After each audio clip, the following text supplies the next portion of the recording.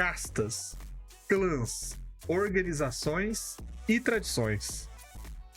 Cara, ele pega aquela frase, novamente, do Entrevista com o Vampiro, que o Lestat fala, o presente das trevas é diferente para cada um. E ele aplica ali com maestria, que é dividir toda a ideia de uma comunidade vampírica em clãs, em subdivisões de acordo com o poder que ele herdou das trevas. E por isso que cada clã tem sua disciplina, assinatura, e é a maneira como as trevas se manifestou nele. Uma coisa que também é muito interessante nesse ponto de vista é que a gente não citou com especificidade isso lá atrás, quando a gente estava falando sobre a origem dos planetas, mas existem criaturas bebedoras de sangue em praticamente todas as civilizações antigas. Eu tenho um livro lá em casa sobre enciclopédia de vampiros, tem mais de 1000 páginas, só citando diferentes civilizações no mundo inteiro em que existia uma criatura que era descrito no folclore dele, uma criatura sugadora de sangue, um morto-vivo, algo do tipo. Então, cada lugar desse, cada região, tinha suas particularidades, de acordo com o seu folclore e tudo mais. Eu acho que o Bram Stoker que veio e domina tudo depois, né? E aí, naquela região, o vampiro tinha um poderzinho específico, ou um medo específico. Por exemplo, se era uma região muito religiosa, faz sentido que o vampiro tenha medo de coisas religiosas. Se era uma região em que existia o Wolfbane, a flor que o pessoal falou aí, faz sentido você colocar aquilo como alguma coisa que o vampiro tem medo. Então, se você está associando o reflexo no espelho como um reflexo da sua alma, faz sentido o vampiro não ter reflexo, porque ele já não tem mais alma. Então, o Livro das Trevas, o Mundo das Trevas, pega todas as influências do mundo inteiro, de folclore diferentes, de situações diferentes, e junta tudo numa coisa só, fazendo com que, beleza, aquele conto que você ouviu lá na Indonésia sobre os Vikrolakas, que é uma criatura que suga sangue à noite de cabras, tem a ver com isso que a gente está falando também. O vampiro da Grécia lá tem a ver com isso que a gente está falando também. Então, todas as criaturas que você pega da literatura, do folclore mundial, cabem nessa situação. E aí, mais pra frente, eles vão expandir para vampiros do Oriente e leste europeu e outras coisas a mais. Até vampiros da Amazônia, né? Acho que tem um clã especificamente. É a mãe d'água que é canibal, não é? Que ela chama as pessoas pro rio e come eles. É uma treta dessa, eu acho. Não vou saber aí. Tá assim, inclusive, ela matou uma Kunaíma no final, não foi? Cara, não conheço muito bem essa história. Vocês não leram Macunaíma. Macunaíma vira estrela, pô. Shame on us. O filme, vocês não viram o filme do Grande Otelo? Do Grande Otelo. É no filme que ela come ele. Então isso aí foi uma adaptação muito boa que a White Wolf fez para trazer as organizações e tradições, compilando grande parte das lendas do mundo todo.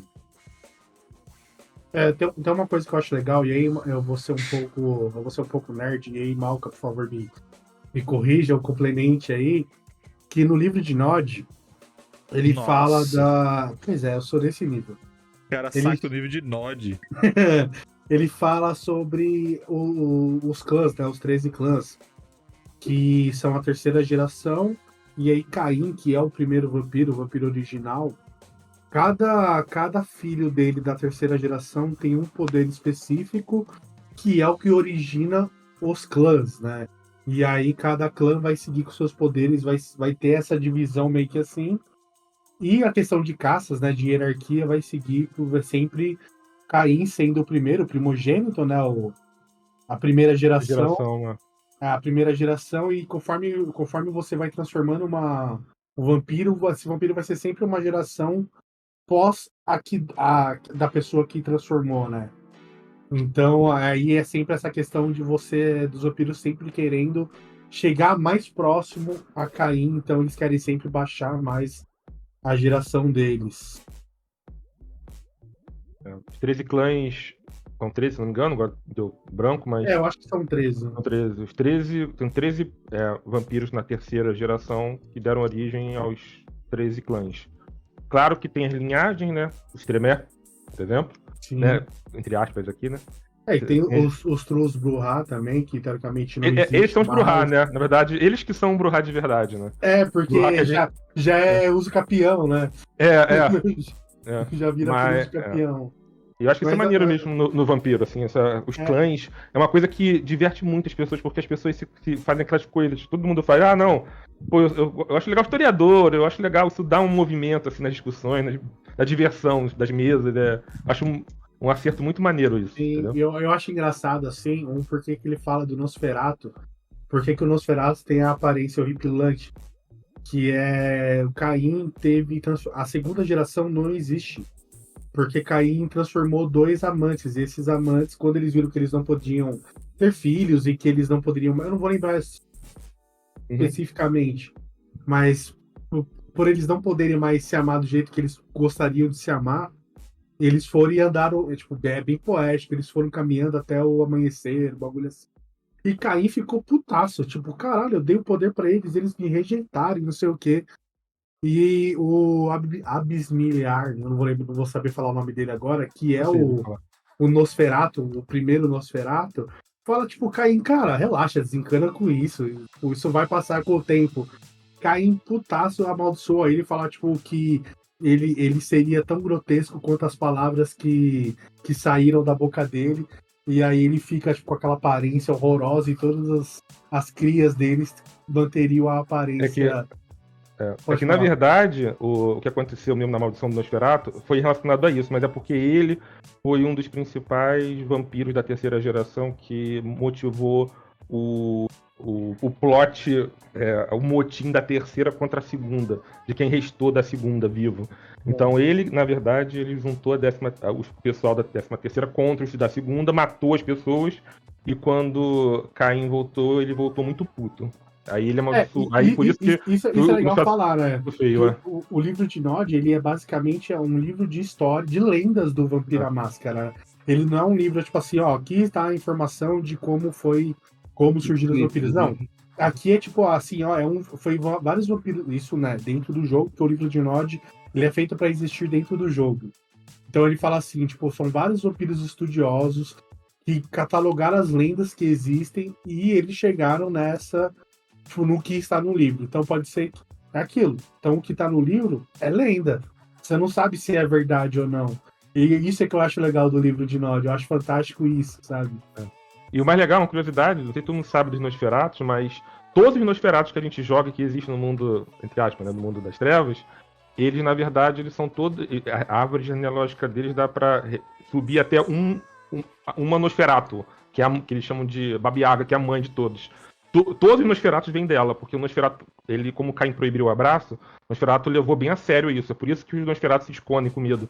Que o Caim e um grupo de cria deles perseguem os Nosferatus e matam. Na verdade, todos eles são cria da Baba Yaga, de uma Nosferatu que se desvencilhou do Abissimiliard. Né? Por isso que eles não são tão horrorosos, porque as crias diretas do Nosferatu são grotescas, assim, parecem demônios mesmo. Os Nosferatu são até bonitos em comparação, porque ela era meio descolada dele. E aí ela que fez ela Doca, né, fez um monte de cria, e ela é responsável por todo o clã Nosferatu. Eles têm muito cagaço de morrer por conta disso. Inclusive, o livro do clã Nosferatu, eles estão... tem um cara contando a história do clã, e eles vão sumindo aos poucos, assim, da reunião. E aí dá a entender que essas crias de Nosferatu aparecem e matam todo mundo ali. Bem doido. Eu gosto muito dessa divisão de clãs, porque quando você coloca clã, casta, quando você organiza, é onde você tem a briga de interesses, o conflito. Que o conflito do storytelling é o conflito político, o conflito do D&D é porrada, né, e gritaria. Então não haveria sucesso de Vampiro à Máscara se não houvesse a separação de clãs e tradições. Castas, clãs, organizações e tradições. Mas isso não era o melhor? Sim, mas também é o pior. O legal foi que a mesma pessoa pegou, né? O tema. Justamente, porque é interessante, como a gente já falou lá melhor, a abordagem pegada pela divisão de poderes e tudo mais, mas isso acaba, de certa forma, engessando o sistema, né? Isso faz ele ficar um pouco mais próximo, por exemplo, do próprio D&D, que a intenção foi justamente se afastar, mas ele fica um pouco mais próximo, porque os clãs são como se fossem as classes, e aí as raças ali, cada um tem suas vantagens, tudo ali fica uma coisa mais combável, aí que a gente entra Todo na Bruhá é problemática, né? igual, né? E aí os personagens ficam caricatos, porque todos são iguais, aí a gente vai até falar, não sei se a gente vai falar mais pra frente ainda sobre as problemáticas da caricaturização dos personagens. E aí a gente falou um pouco aqui sobre a questão que O Ventru sempre vai ser um cara da Gravata. alta sociedade, clichê, né? engravatado, vai ser sempre o Tudo vai clichê. virando clichê. Então isso aí dá uma. Faz aquilo que o Malva falou. Tá, eu vi um cara ali, tá de terno preto, fumando um charuto na frente da mesa. Eu falei assim, eu já sei então, ele deve ser um Ventruve ali que tá cuidando de alguma coisa, ele é rico, ele é poderoso, eu tenho que tomar cuidado pra ele não usar dominação em mim, eu tenho que fazer isso, tipo, já existe uma cartilha, sabe, de como... Tem que usar óculos escuros pra não ser dominado. Já tem uma cartilha de como se relacionar com cada uma dessas classes. Não, eu tô vendo um cara ali, ele é um tremendo, vou deixar nem que ele toque em mim, porque tem magia de sangue, e ele vai poder fazer X e Y. Eu vou lutar contra o Toreador, eu vou escolher um museu cheio de quadro bonito, porque ele não vai conseguir lutar Parado. contra mim.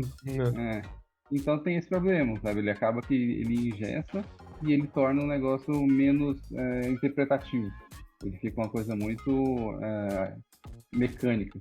Então isso acaba piorando um pouco, estragando um pouco o que deveria ser a melhor parte do cenário, né? Ou o que ele queria que fosse que se afastasse um pouco mais do D&D no quesito combos e classes e gavetinhas para cada uma das coisas.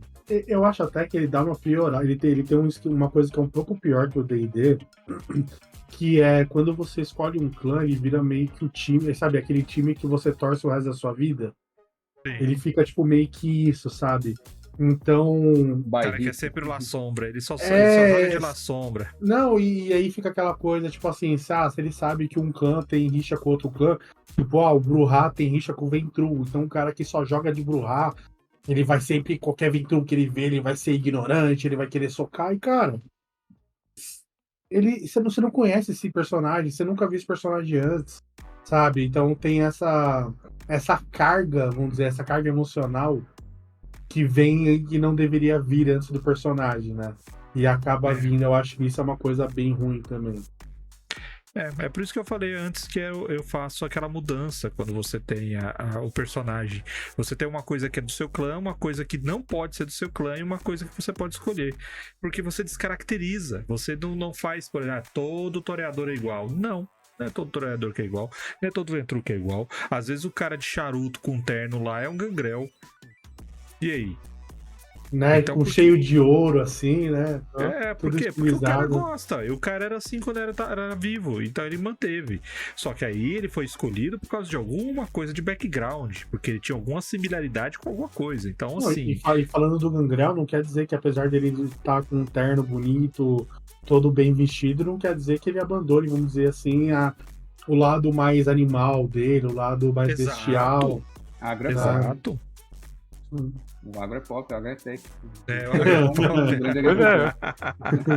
Mas é interessante, você falou. Você pode ter um gangrel do agronegócio, cara. Você pode ter um gangrel. Pode do mesmo jeito que o Bruhá não precisa ser. O Bruhá não precisa ser aquele cara punk que fica lá nos cantos e o toreador não precisa ser o cara que eu gosto de vinhos finos. Na Idade das Trevas, tu lê Idade das Trevas, o Vampiro, Máscara, né? Os Bruhá eram filósofos na Idade das Trevas. Sim. Existe isso também. O Ventru, não quer dizer que o Ventru ele é todo metido. Existem várias maneiras de você ter características semelhantes, mas agir de maneira diferente. Porque você, como é que fala? Você pode fazer a mesma coisa de diversas maneiras. E isso você tem que colocar na sua cabeça. Então, se você for na base do estereótipo, que é o que eu acho que o Jesus tá falando, o Baal tá falando. Se você fica só naquela de meu clã é assim, meu clã faz isso, e aí, meu amigo, você dançou.